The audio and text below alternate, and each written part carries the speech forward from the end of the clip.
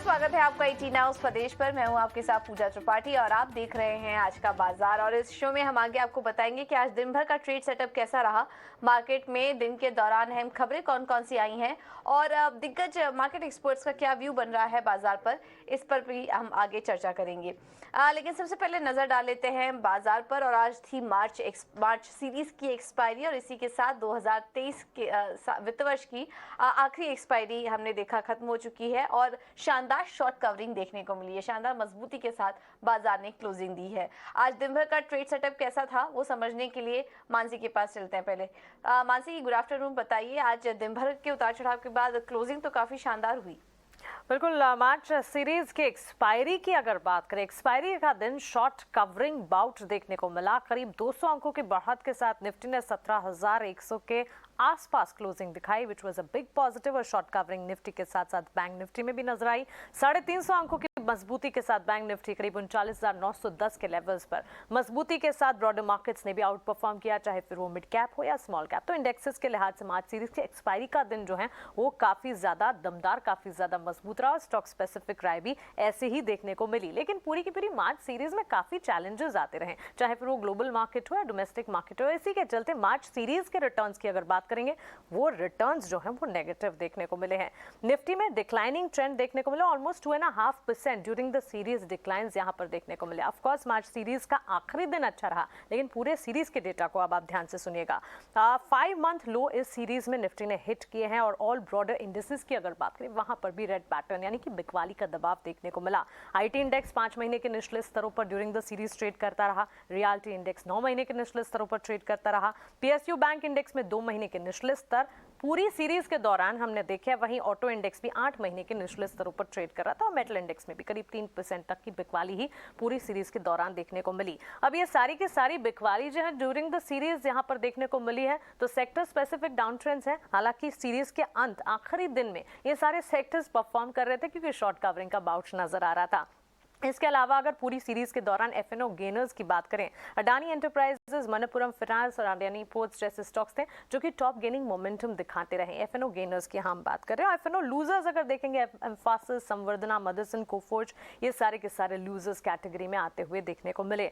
अब आइए यहाँ पर रिटर्न्स इंडेक्सेस के लिहाज से अगर देखें, निफ्टी में पूरी सीरीज के दौरान करीब 2.5% के गिरावट यानी कि डिक्लाइनिंग रिटर्न्स देखने को मिले। मिड कैप में ऑलमोस्ट 1.5% तक की डाउन ट्रेंड्स देखने को मिले हैं और साथ ही स्मॉल कैप इंडेक्सेस 4% पूरी सीरीज के दौरान गिरे हैं। इसके अलावा सेक्टर स्पेसिफिक सबसे ज्यादा गिरावट इस पूरी सीरीज में आईटी सेक्टर ने झेली। उसके ठीक बाद हमने देखा auto, metal, bank, realty, pharma, हर सेक्टर हर पॉकेट में मार्च सीरीज ने काफी ज्यादा चैलेंजेस फेस किए। अब आइए क्विकली आज के सेटअप यानी कि मार्च सीरीज के आखिरी दिन पर बाजार में कहां से मूड माहौल सुधरता हुआ दिखा, इस पर बात करते हैं। हर सेक्टर हर पॉकेट में हमने मजबूती तो देखी। अडानी ग्रुप स्टॉक्स आज भी लीड कर रहे थे। इसके पीछे मेटल पैक में JSW Steel, Eicher Motors, HCL Technology, सीरो मोटर कॉर्प, ये सारे के सारे स्टॉक्स थे। मेटल, ऑटो, टेक्नोलॉजी, काउंटर्स, ये सारे मजबूती दिखा रहे थे। 17,100 17,200 की कॉल्स थी जहां पर काफी हद तक बाइंग होते हुए, एक्टिव बाइंग होते हुए दिख रही थी। शॉर्ट कवरिंग का बाउट था और इसी के चलते खरीदारी का रुझान बढ़ता हुआ दिख रहा था और यही सेंटिमेंट हमने देखे। क्लियरली बैंक निफ्टी की तरफ से आउट परफॉर्मेंस थी। 350 से 400 अंकों की मजबूती देखने को मिली। सीमेंट प्लेस थे जो कि काफी अच्छा एक्शन दिखा रहे थे दिन की शुरुआत से, चाहे फिर वो हैवी वेट सीमेंट सेक्टर हो या मिड कैप सीमेंट प्लेस हो, अच्छी मजबूती देखने को मिली। कुछ न्यूज फ्लोज भी थे। साउथ इंडियन बैंक में जो मैनेजमेंट में बदलाव की खबरें आती रही, उसका एक impact bank stock south Indian bank में करीब 13-14% तक की गिरावट देखने को मिली। हालांकि एक्सपर्ट्स का भी ये मानना है, मैनेजमेंट से भी जब एक्सक्लूसिव बातचीत हुई, उनका ये कहना था कि बैंक के ऑपरेशन पर इसका कोई असर नहीं पड़ेगा। वहीं आपको बता दें कि एनएसई रीबैलेंसिंग का भी असर इनफ्लोज और आउटफ्लो कैटेगरी वाले स्टॉक्स पर देखने को मिला और साथ ही कई सारे फैक्टर्स रहे जो कि consumption theme, FMCG theme, auto sales theme, auto ancillary theme पर काफी एक्शन पैक रिएक्शन दिखाते रहे। मिड कैप केमिकल प्लेस में भी अच्छी मजबूती थी। अब ध्यान रखिए, एक दिन की छुट्टी के बाद जब बाजार खुलेंगे, शुक्रवार के ट्रेडिंग सेशन में ग्लोबल सेटअप भी होगा और जो शॉर्ट कवरिंग मार्च सीरीज के अंत में देखिए, वो शॉर्ट कवरिंग जारी रहती है या नहीं, ये सबसे बड़ा सवाल होगा। और अप्रैल सीरीज की शुरुआत कैसी होगी, इस पर खास तौर से नजर रखनी होगी। लेकिन मार्च सीरीज का अंत, आखिरी दिन की अगर बात करें, शॉर्ट कवरिंग बढ़िया मूव नजर आए। बिल्कुल। तो ये थे आज दिन भर का बाजार का सेटअप। शॉर्ट कवरिंग रही आज दिन भर, और अब कल तो रामनवमी के मौके पर बाजार बंद रहेंगे, लेकिन शुक्रवार को जब हम खुलेंगे तो भी काफ़ी सारे इंपॉर्टेंट इवेंट्स होंगे जिस पर कि हमारी नज़र रहेगी। चलिए अब आगे बढ़ते हैं, और इस बीच मार्केट एक्सपर्ट्स के व्यू भी आपको एक एक करके सुनवा देते हैं। और फर्स्ट ग्लोबल की चेयरपर्सन देवीना मेहरा के मुताबिक इस समय बाजार में बाहर रहने से ज़्यादा नुकसान हो सकता है। साथ ही निवेशकों को इंडस्ट्रियल मशीनरी और कैपिटल गुड्स शेयरों पर निवेशकों को नजर रखनी चाहिए। आइए आपको सुनवा देते हैं वो पूरा कॉन्वर्सेशन। जो हम सोचते हैं कि 15-16% रिटर्न ओवर डेकेड्स, जो दशकों में आपका जो 15-16% कंपाउंडिंग इक्विटी मार्केट देती है, या कम से कम इतिहास को देखें तो जब से सेंसेक्स शुरू हुआ है उस तरह का रिटर्न आया है।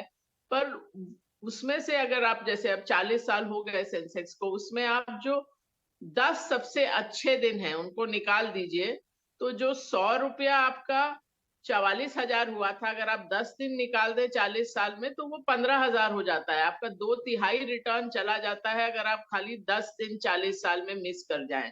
और अगर आप 30 दिन, जो कि साल में एक दिन का भी औसत नहीं बैठता है, उतने दिन अगर आप मार्केट में नहीं थे और वो मार्केट ने मूव अप किया, तो आपका लगभग सारा ही रिटर्न चला जाता है। वो 100 रुपया खाली 4,000 भी नहीं होता है। तो इतना बड़ा गैप है।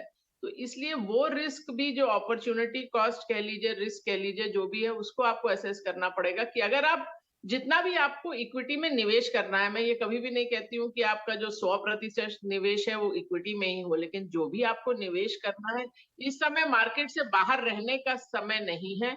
क्योंकि अभी जैसा मैंने कहा, क्रैश का प्रोबेबिलिटी कम है, खतरा कम है, लेकिन बड़ा मूव मिस करने का खतरा ज्यादा है। ओवरऑल जो इंडस्ट्रियल मशीनरी और कैपिटल गुड्स वाला स्पेस है, मतलब उसमें छोटी इंडस्ट्रियल मशीनरी से लेके बड़े तक का, ये स्पेस हमको अच्छा लगा है लगभग 1.5 साल से। ये अक्टूबर 2021 से हमने इसमें पोजीशंस ली हैं, और आप इंडेक्स के बनस्पत देखें तो ये शायद हमारा सबसे ज्यादा ओवरवेट सेक्टर रहा है। और वो सेक्टर बहुत लंबे समय का जो डाउनटर्न था, लगभग 2009 से आप समझ लीजिए 2021 तक बहुत लंबा समय था, उसमें एकदम खराब परफॉर्मेंस आया उस सेक्टर का। आप कंपाउंडिंग अगर सेक्टर के वो इंडेक्स का देखें तो कुछ 2-2.5% ही रहा, जबकि निफ्टी का कुछ 9.5% था उस दौरान। तो वो मतलब इतना जब लंबा समय होता है, जब कोई सेक्टर अच्छा नहीं करता और उसके बाद अच्छा करना शुरू करता है, तो वो थोड़े दिन चलता है। एक ये बात है, और क्योंकि फंडामेंटल्स भी चेंज हो रहे थे, ऑर्डर बुक बढ़ रही थी, और दूसरी बात है कि 10-12 साल जो कंपनीज में इतना पेन रहा, तो उन्होंने अपना सब कुछ क्लीन अप किया, कॉस्ट कम की, तो जब बिजनेस आया तो मार्जिन अच्छा खासा आ गया। तो अब ऑफ कोर्स उसकी काफी कुछ हम स्टोरी कहें तो प्ले आउट हो चुकी है।